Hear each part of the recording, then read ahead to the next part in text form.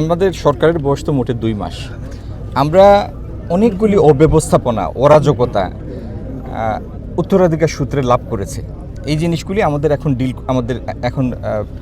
Deal করতে হচ্ছে, মোকাবেলা করতে হচ্ছে।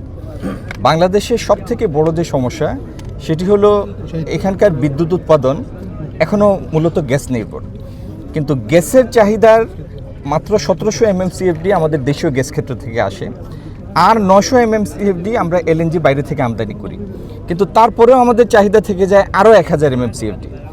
এখন সরকার অর্থের সংস্থান করতে পারলেও বাড়তি 1000 MMCFD LNG আনা সম্ভব হচ্ছে না, কারণ এটি যে রিগ্যাসিফিকেশন হয় এটির জন্য ফ্লোটিং যে ভেসেল লাগে FSRO, সেই FSRO আমাদের মোটে 2টি এবং এদের দৈনিক ক্ষমতা হচ্ছে 935 MMCFD।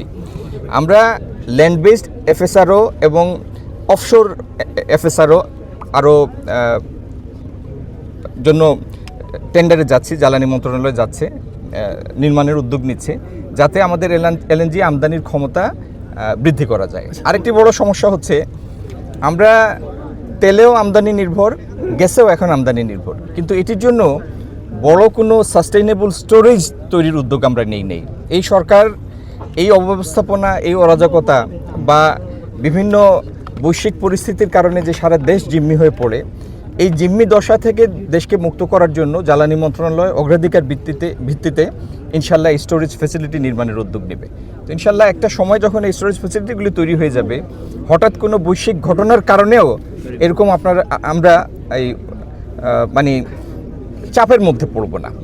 অন্তত 1-2 মাস সেই বৈশ্বিক পরিস্থিতিটি মোকাবেলা করার মতো টুলস তখন আমাদের হাতে থাকবে।